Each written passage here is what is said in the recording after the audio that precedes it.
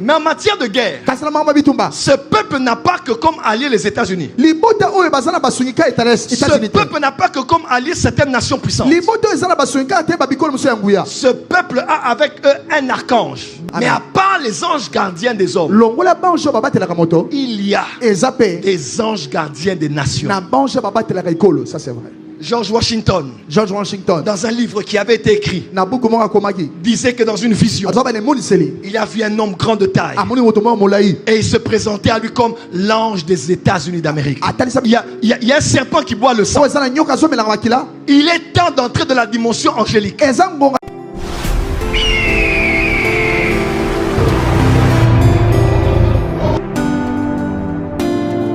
Voilà pourquoi je viens vous parler ce soir de l'ange de la République démocratique du Congo. 4 mois ont suffi pour que des hommes en plein hiver, en commençant par novembre 1884, 26 février 1885, 4 mois ont suffi pour que des hommes se retrouvent à Berlin et puissent redessiner ou dessiner la carte de l'Afrique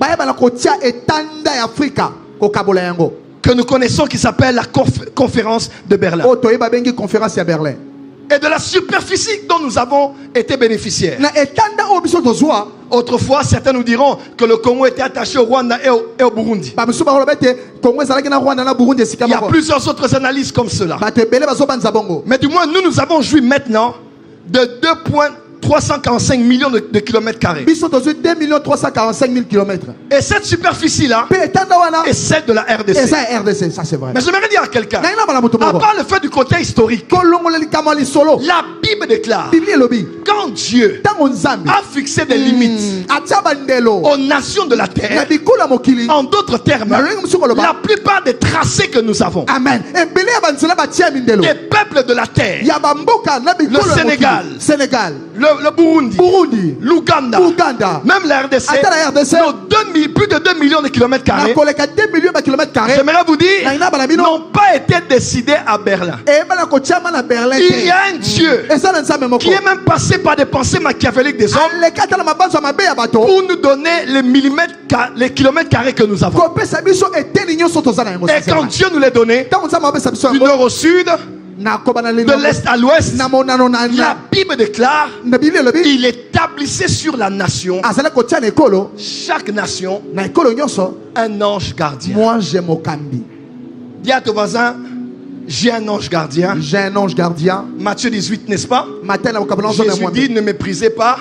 Prenez garde de mépriser ces plus petits. Parce que leurs anges, les anges sont à Dieu. Mais quand on dit leurs anges, c'est des anges assignés à une personne. Mais à part les anges gardiens des hommes, il y a des anges gardiens des nations. Ça c'est vrai. George Washington, dans un livre qui avait été écrit, disait que dans une vision, il a vu un homme grand de taille et il se présentait à lui comme l'ange des États-Unis d'Amérique. J'aimerais dire à la nation congolaise, la nation congolaise aussi a des anges qui travaillent dans ce pays. Et la guerre à l'est, dans cet environnement spirituel où il y a un sang qui boit il y a un serpent qui boit le sang, il est temps d'entrer dans la dimension angélique. Il est temps d'entrer dans la dimension spirituelle pour mettre fin à cette guerre. Merci. Dis amen très fort. Amen. Dis encore amen très fort. Amen. Dis amen très fort. Amen. Dis amen plus fort que ça. Amen. Dis à ton voisin, que les anges de cette nation, se lèvent. Amen. Change de voisin, du voisin, que les anges de cette nation se lèvent. Dis à notre voisin, que les anges de cette nation se lèvent. Dis à un dernier voisin, du voisin, que les anges de cette nation se lèvent. Et Dieu m'a dit, à partir du mois de mars et dans les 2 prochaines années, nous allons voir la manifestation spirituelle d'une présence angélique sur le territoire congolais. Ton amen n'est pas arrivé ici. Pourquoi? Frères et sœurs, vous devez savoir aussi, par rapport aux 2 drapeaux que nous avons mis, la RDC, prophétiquement parlant, est une nation en alliance avec Israël. Le temps me manquerait de vous parler des détails. Mais si je dois vous parler d'Israël, la nation d'Israël est une nation très intellectuelle. Il y a un livre qu'on a écrit qu'on appelle The Jewish Phenomenon. On parle de combien les Juifs sont premiers en matière de droit et de juridique. Parce qu'ils connaissent le Dieu, le juste juge. Amen, amen, amen. Et on parle même des Juifs. La force du judaïsme jusqu'à ce jour, peut-être que vous ne le savez pas, réside aussi dans la connaissance que les Juifs ont du monde spirituel. Voilà pourquoi aucune nation, depuis qu'elle est devenue nation en 1948, aucune nation n'a pu vaincre Israël. Et je décrète et déclare, à cause de l'alliance que nous avons avec ce peuple, les temps sont en train de venir où les nations qui sont en guerre contre nous, ainsi que leurs chefs, vont tomber sur notre pouvoir. Ils vont tomber sur notre pouvoir. Au nom de Jésus. Acclame très fort là où tu es. Merci David. Je vous donne quelques exemples. Alléluia. Amen. Alléluia. Amen. En 2008, Israël a combattu la Palestine. Il y a eu plus de 3000 morts côté de Palestine, 853 côté d'Israël. 2009, Palestine, plus de 7000 morts. Israël, 185 morts. 2011, Palestine, Israël. 136 Israël. Et plus de 2000 morts Palestine. Si je vais jusqu'en 2020, plus de 2000 morts côté palestinien. Et Israël, 61 morts. Est-ce que la vie des Palestiniens ne compte pas pour nous? Elle compte. Mais en matière de guerre, ce peuple n'a pas que comme allié les États-Unis. Ce peuple n'a pas que comme allié certaines nations puissantes. Ce peuple a avec eux un archange. Le seul dont la Bible nomme comme un archange. On n'a jamais dit que Gabriel était un archange. Mais on dit que Michael, l'archange, Daniel 12 verset 1, on dit le chef du peuple d'Israël ou le protecteur de la nation d'Israël, il veille sur la nation d'Israël. La guerre des 6 jours est une guerre que plusieurs connaissent. Elle a connu comme participant Israël contre l'Égypte, la Syrie, la Jordanie, l'Irak, l'Arabie Saoudite, le Koweït, implication mineure, le Liban, la Palestine. Résultat, Israël a à lui seul toutes ces nations plus puissantes, plus armées que lui. Et pire encore, Israël a capturé le plateau du Golan en Syrie. A pris le contrôle de la Cisjordanie et de Jérusalem Est à la Jordanie. Il a conquis la péninsule du Sinaï en Égypte. Et Israël a pris le contrôle de la bande de Gaza à l'Égypte.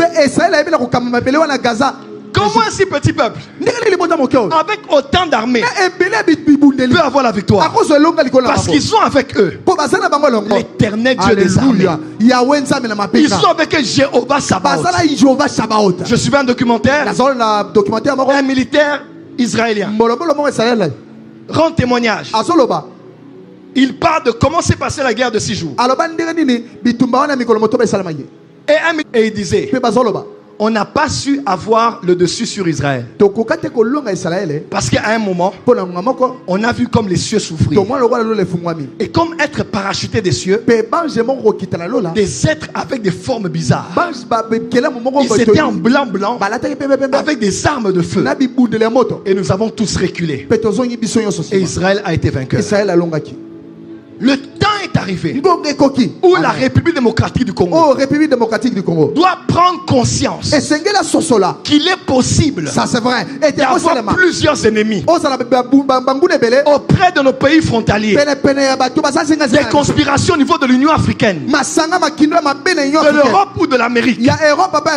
Mais si la dimension spirituelle entre compte, nous allons récupérer tous les territoires. Nous allons récupérer tous les territoires que nous ont pris nos adversaires. Dis amen très fort. Amen. C'est ainsi qu'Israël croit à El Shaddai, le Dieu de leur père. Il s'est présenté à Abraham, il a dit: je suis El Shaddai. Quand on parle de Shaddai, on parle de Shin, la 21e lettre de l'alphabet hébraïque. Quand vous voyez Shin, on parle de Shaddai. Et Israël, sa monnaie s'appelle le shekel. Et même les renseignements militaires, je ne parle pas de la Mossad extérieur, ceux qui sont vraiment au pays, le nom de ces renseignements commence avec un Shin. Parce qu'Israël a compris que El Shaddai est en tout pour nous, dans la monnaie et dans l'armement militaire. Pourquoi Israël est chef en matière de bunker? Parce qu'ils ont lu Psaume 139, où David a dit: même si je vais dans les profondeurs de la terre, tes yeux me voient. Alors pour accomplir cette parole, ils ont commencé à creuser. Et ceux qui ont été en Israël, la guerre d'Israël, la récente, nous a retrouvés là-bas. Moi avec l'équipe avec laquelle nous étions partis. Et tout juif sait, quand la guerre commence, les hôtels, les maisons, les malls, les gares, l'aéroport, ils ont construit des bunkers partout. Parce qu'ils se disent que Dieu doit aussi nous voir en bas. Ce soir, nous allons prier pour l'armée, afin que là où ils sont en guerre, nos pères et nos mères, nos frères et nos soeurs, qui ont juré de défendre la nation jusqu'au sacrifice suprême, que le Dieu des cieux accompagne notre armée